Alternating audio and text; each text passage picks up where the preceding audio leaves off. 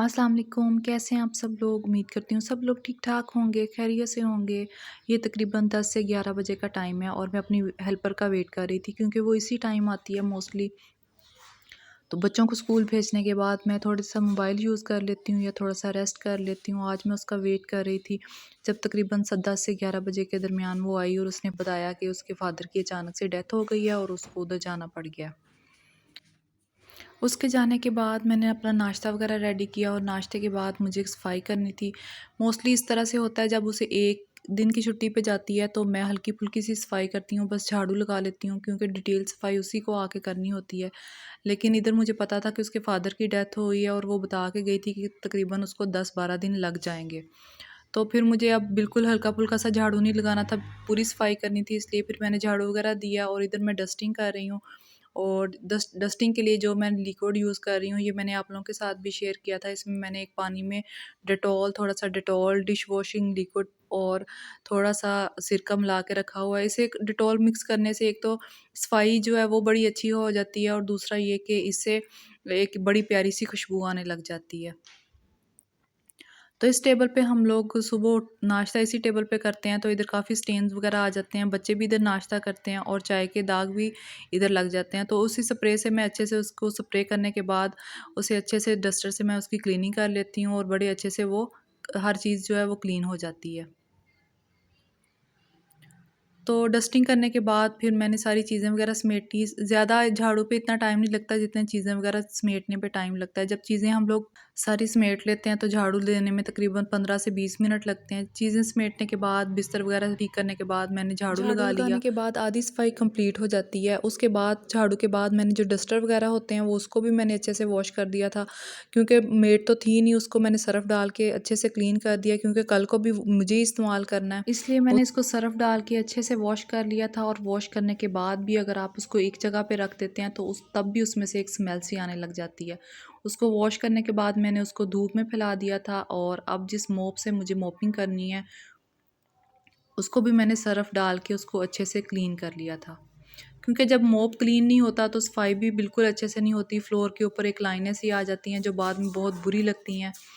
जो मोपिंग के लिए हम कपड़े यूज़ करते हैं, जो टॉवल वगैरह यूज़ करते हैं, उनको अच्छे से क्लीन करेंगे तो हमारा फ्लोर है वो अच्छे से क्लीन होगा।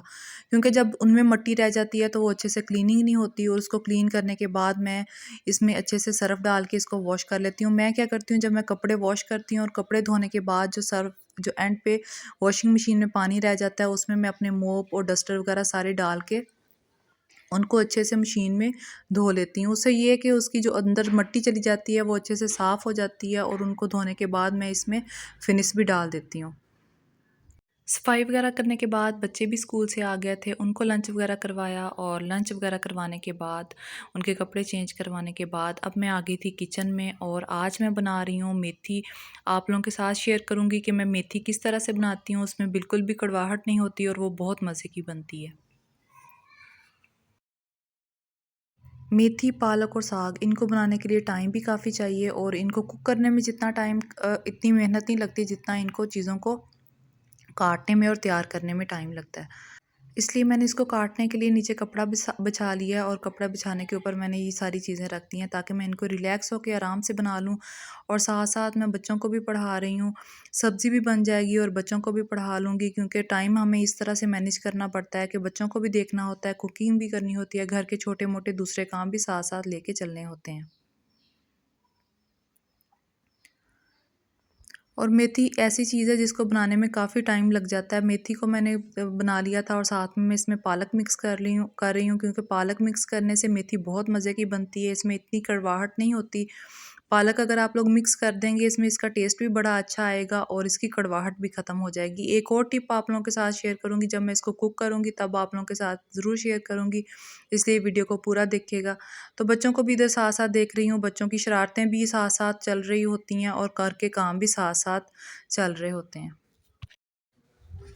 आज का दिन भी काफ़ी बिज़ी था और अगले कुछ दिन भी मेरे काफ़ी बिज़ी होने वाले हैं। जब तक मेड नहीं आ जाती, सफाई वगैरह भी साथ में शामिल है और आज तो पालक और मेथी को बनाने में भी काफ़ी टाइम लग जाता है। तो ये भी काफ़ी काफ़ी टाइम टेकिंग काम है। तो इधर काम भी साथ-साथ चल रहा है और बच्चों की स्टडी भी साथ-साथ चल रही है। बच्चे इतने शरीफ बन के बैठे नहीं थे, इसमें से काफ़ी चीज़ें मैंने एडिट कर दी क्योंकि इनकी लड़ाइयाँ भी साथ में चल रही थी और इनकी स्टडी भी साथ में चल रही थी। बच्चों को मैंने वैसे रूम में बिठाया था पढ़ने के लिए, लेकिन मैं इधर बैठी थी तो ये भी मेरे पास आके इधर बैठ गया पढ़ने के लिए। मेरे बच्चे मोस्टली ऐसे ही करते हैं, मैं जिधर बैठी होती हूँ, जिस कोने में बैठी होती हूँ, इनसे छुप के ये पीछे ही मेरे आ जाते हैं और मेरे पास आके इन्होंने अपनी शरारतें, लड़ाइयाँ इन्होंने मेरे पास बैठ के करनी होती हैं। मैं अक्सर कोई कोना घर में ढूँढ रही होती हूँ छुपने के लिए, बैठने के लिए कि मैं आराम से बैठ के अपना काम कर लूँ, अपनी एडिटिंग वगैरह कर लूँ। लेकिन ये लोग हमेशा मेरे पीछे मेरी ताक में लगे रहते हैं कि मामा किधर है और मामा के पास आके बैठना है।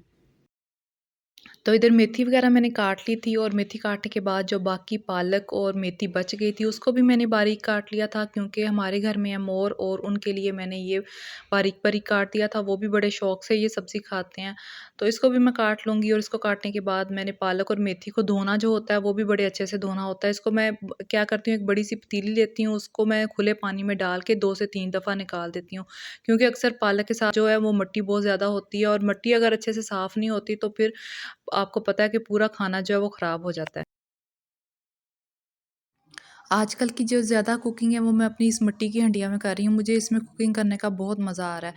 इसको मैं थोड़ी देर पहले प्याज़ काटने से पहले ऊपर रख देती हूँ क्योंकि ये गर्म होने में भी काफ़ी टाइम ले लेती है। लेकिन इसमें ये है कि सर्दियों में खाना बड़ा गर्म रहता है, आपको बार-बार खाना गर्म भी नहीं करना पड़ता। सर्दी में खाना भी ज़्यादा जल्दी ठंडा हो जाता है। तो इसमें खाना भी जल्दी, ये एक किस्म का प्रेशर कुकर की तरह काम करती है। इसमें स्टीम अच्छे से बनती है और जो चीज़ें गलने वाली होती हैं जैसे कोई गोश्त वगैरह हो गया, मटन हो गया, तो इसमें पकाने से ये है कि टाइम कम लगता है, इसमें अच्छे से कुकिंग भी बड़ी अच्छे से हो जाती है। तो इधर मैंने ऑयल वगैरह गरम कर दिया था, इसमें प्याज और टमाटर मैं थोड़े से ज़्यादा डालूँगी क्योंकि मसाला ज़्यादा होगा तो पालक और मेथी इतनी कड़वी भी नहीं होगी।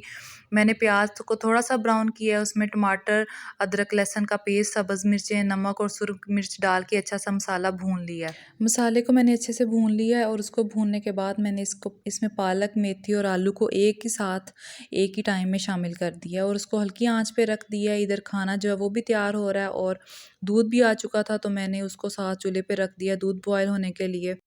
कामों को मैनेज करने के लिए एक टाइम में 2 से 3 काम करने पड़ते हैं। इधर खाना भी तैयार था और दूध जो है वो भी बॉयल हो चुका था। आटा सुबह ख़त्म हो गया था तो मैंने आटा भी साथ ही गूँध लिया और मक्खन भी निकालना था क्योंकि मेथी और पालक के साथ मक्खन बहुत ज़रूरी है। मक्खन के बगैर मेथी और पालक और साग ऐसी चीज़ें हैं जिनका बिल्कुल भी मज़ा नहीं आता। मक्खन मैंने निकाल लिया था, साथ में लस्सी भी तैयार थी। तो अब इस लेवल पे जब मेथी और पालक गल गई थी तो मैं इसमें शामिल कर दूँगी थोड़ा-सा दूध क्योंकि दूध शामिल करने से मेथी की जो कड़वाहट है बिल्कुल ख़त्म हो जाती है। आप लोग इस टिप को ज़रूर ट्राई कीजिएगा। तो इधर मैंने इसमें दूध शामिल कर दिया और दूध शामिल करने के बाद अब मैंने इसको इतना भूनना है कि इसका पानी भी ड्राई हो जाए और इसका जब ऑयल अलग हो जाएगा तो फिर ये खाना जो है हमारा बिल्कुल तैयार हो जाएगा।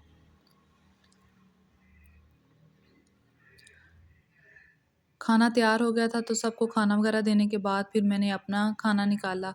रोटी के ऊपर मक्खन लगा लिया और साथ में सालन भी बड़ा मज़े का बना था, लस्सी भी तैयार है। आई होप कि आपको आज की वीडियो पसंद आई हो। वीडियो अच्छी लगे तो लाइक कर दें, चैनल पे नए हैं तो सब्सक्राइब कर दें।